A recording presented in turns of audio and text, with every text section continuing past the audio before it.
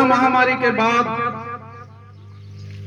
अभी चैत्र शुक्ला एकम से पूरे भारत में जगह जगह, कहीं जिला स्तर पर, खंड स्तर पर, विभाग स्तर पर, सभी जगह वापिस हिंदू शक्ति जागरण और संघ के स्वयंसेवक पथ संचलन का बड़े बड़े कार्यक्रम हजारों की संख्या में जगह जगह हो रहे,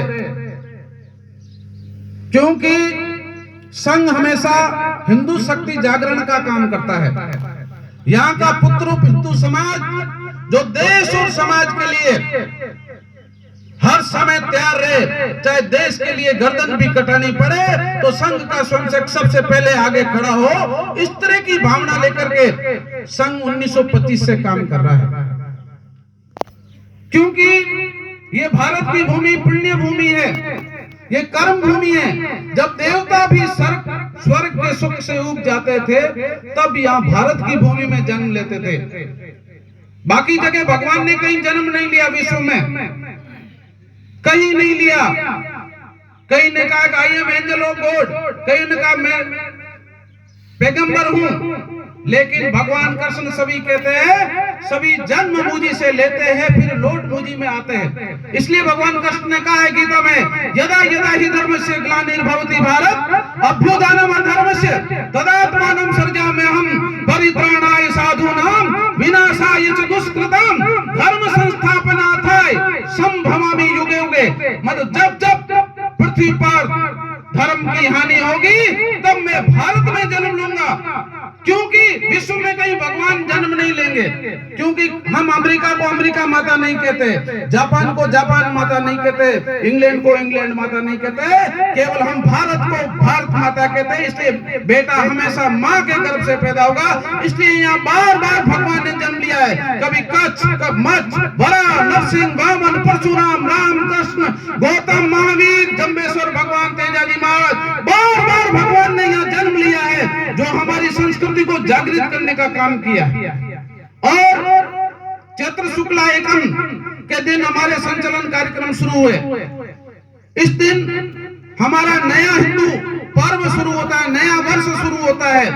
हमारे भारत में मैकाली शिक्षा में पढ़े नवयुवक 31 दिसंबर को रात को किस तरह का फूड नृत्य करते हैं, किस तरह का वो शराब की पार्टियां करते हैं और कई तरह के राजनीतिक कार्यक्रम होते हैं। लेकिन हमारा चैत्र शुक्ला एकम ये साइंटिफिक प्रूफ है। अभी आप देखोगे कि सर्दियों के अंदर पत्तों की पतझड़ हो गई थी, अभी बसंत ऋतु का प्रारंभ हुआ है। सभी जगह इन पत्तों खिले हैं, फूल खिले हैं और इस रेगिस्तान इतनी 40 से 45 डिग्री तापमान में भी यहाँ जाड़ के पिल्लू लग जाते हैं। ये प्रकृति में एक चेंजेज है, मतलब अपने आप में एक परिवर्तन है। क्योंकि इसी दिन ब्रह्मा जी ने सृष्टि की रचना की थी। इसी दिन भगवान श्री राम जो हमारे सभी के मर्यादा पुरुषोत्तम, जिन्होंने वर्तमान समय में तो बच्चे को कुछ थोड़ा पानी का लोटा लाने के लिए कहे तो बच्चा मना कर देता है। अपने पिताजी के सुबह तो उनका राज्याभिषेक होना है और पहले एक दिन पहले दशरथ जी कहते हैं कि बेटे तेरे को 14 वर्ष वनवास जाना है। ये मर्यादा पुरुषोत्तम एक क्षण भी पिताजी के सामने प्रश्न नहीं किया और जंगल में निकल गए।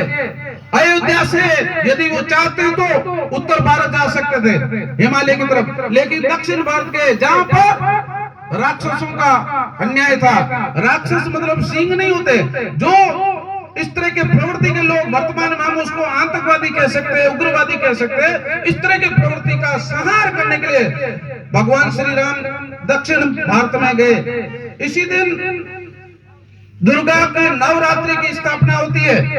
इसी दिन वरुणा अवतार झूलेलाल जी महाराज जो सिंधी समाज बहुत पूजते हैं, उनका जन्म दिवस है। इसी दिन युधिष्ठिर महाराज का राज्याभिषेक संस्कार है और इसी दिन आर्य समाज के संस्थापक दयानंद सरस्वती ने आर्य समाज की स्थापना की और इसी दिन खालसा पंथ की स्थापना हुई। खालसा पंथ व गुरु गोविंद सिंह जिस जिसने हिंदू धर्म के लिए खालसा पंथ में वही सदी से एक हिंदू तुर्क के मुगल के सामने लड़ने के लिए हर परिवार का बड़ा बेटा सिख बनता था। केस, कड़ा, कंधा, कृपाण, ये 5 शब्द रख करके जिन्होंने देश के लिए बलिदान कर दिया। गुरु तेग बहादुर, जब औरंगजेब की आंधी चल रही थी, एक हाथ में तलवार एक हाथ में कुरान थी, 1.25 मन जनेऊ तोलते थे, तब बहुत ज्यादा हिंदू समाज के लोग आनंदपुर आए, गुरु तेग बहादुर के पास आए कि गुरुजी आप हमें बचा दीजिए, क्या करना चाहिए। तो गुरु तेग बहादुर सिखों के 9वें गुरु, जिन्होंने कहा इस देश के लिए बहुत बड़े व्यक्ति का बलिदान चाहिए। गुरु गोविंद सिंह छोटे थे, 10-12 साल के पास में खेल लेते, तो आपसे बड़ा बलिदान कौन किसका होगा। उन्होंने कह दिया कि आप जाकर औरंगजेब को दिल्ली में संदेश दे दो कि गुरु तेग बहादुर को इस्लाम धर्म ग्रहण करवा दो, हम कर देंगे। उन्होंने बुलावा भेजा, गुरु तेग बहादुर अपने शिष्यों के साथ दिल्ली गए। वहां पर जाकर के गुरु तेग बहादुर को आके इस्लाम धर्म स्वीकार कर लोगे, नहीं करेंगे। भाई मतीदास उनका शिष्य था और उसको खड़ा किया और आरा चलाया, 2 टुकड़ों में काट दिए गए। फिर भी गुरु विचलित नहीं हुए। भाई दयाल दास का तुम बन जाओ कि नहीं बनेंगे। एक पूरा तेल का कड़ा गर्म किया गया, उबलते हुए मतीदास को उठाकर अंदर फेंक दिया। भाई दयाल दास जिसके शरीर में रुई लपेटी गई और उसके ऊपर तेल डाल करके जला दिया, लेकिन फिर भी गुरु विचलित नहीं हुए। वहां पर समाधिस्थ बैठ गए, उनका सिर काट देते। आज भी दिल्ली में आप कभी जाओ, शीशगंज गुरुद्वारा दिल्ली में बना हुआ है। उन्हीं की परंपरा को आगे रखते हुए गुरु गोविंद सिंह ने अपने पूरे दमखम के साथ हिंदू शक्ति जागरण का काम किया। उनके 4 बेटे थे, अमर सिंह, जुंजार सिंह, जोरावर सिंह और फतेह सिंह। और अमर सिंह और जुंजार सिंह तो युद्ध में मर गए, शहीद हो गए देश धर्म के लिए। जोरावर सिंह और फतेह सिंह मां गुजरी के साथ सरहिंद के वजीर खान ने उनके बच्चों को पकड़ लिया। 7 और 9 साल के बच्चे थे, ज्यादा उम्र भी नहीं थी। उनको ने औरंगजेब ने उनको संदेश भेजा कि इनको इस्लाम बना दो, बाकी बढ़ जाएंगे। गुरु गोविंद सिंह के बच्चे बन गए तो बाकी बन जाएंगे। तब उन बच्चों को बुलाया कि बच्चों इस्लाम धर्म स्वीकार कर लो, आपको शहजादा की तरह रखेंगे। कि नहीं, हम उस गुरु परंपरा के लिए है, हम सर कटा सकते हैं लेकिन सर नहीं झुकाएंगे। तब का बच्चे हैं, इनको डराया जाए। और जल्लाद को बुलाया और चारों ओर ईंट गारे की दीवार बनानी शुरू की। और बनाते बनाते जब जोरावर सिंह 9 साल का था, फतेह सिंह 7 साल का था, जब छोटे भाई के मुंह तक आई तो बड़े जोरावर सिंह के कंधे तक वो दीवार आई। और जोरावर सिंह ने अपने भाई की तरफ देख करके आंखों में आंसू बहने लगे। फतेह सिंह ने ऊपर देखा, अरे भाई तू उस गुरु का बेटा ऐसा कायर होगा, मैं सोच ही नहीं सकता हूँ। जिस गुरु ने इस देश धर्म के लिए सर कटा दिया, तुम कायर और आंखों में आंसू निकालना, मेरे को लानत है तेरा ऐसा भाई। तो कहा भैया मेरी बात तो सुनेंगे। क्या सुने तुम मौत को देखकर डर गया कि मेरी बात सुन ले, फिर मेरे को कहना कि भैया मौत से मैं नहीं डरा हूँ, मौत मेरे से डर गई, क्योंकि मैंने तेरे से पहले 2 साल इस धरती पर जन्म लिया हूँ, लेकिन तू मेरे से पहले शहीद हो रहा है, इसलिए मेरे आंखों में से आंसू है, क्योंकि पहले शहीद होने का मौका मुझे मिलना चाहिए। ऐसे हमारे देश के सज्जन धर्मवीर थे जिसके कारण ये संस्कृति बची है। क्योंकि रोम, यूनान, मिस्र सभ्यताएं मिट गई जिनका कोई नाम लेवा नहीं था, लेकिन भारत 800 वर्षों की गुलामी के बावजूद भी ये हिंदू शक्ति के नाम से खड़ा हुआ है। तो इसके लिए बहुत बड़े लोगों ने अपना जीवन आहूत किया है।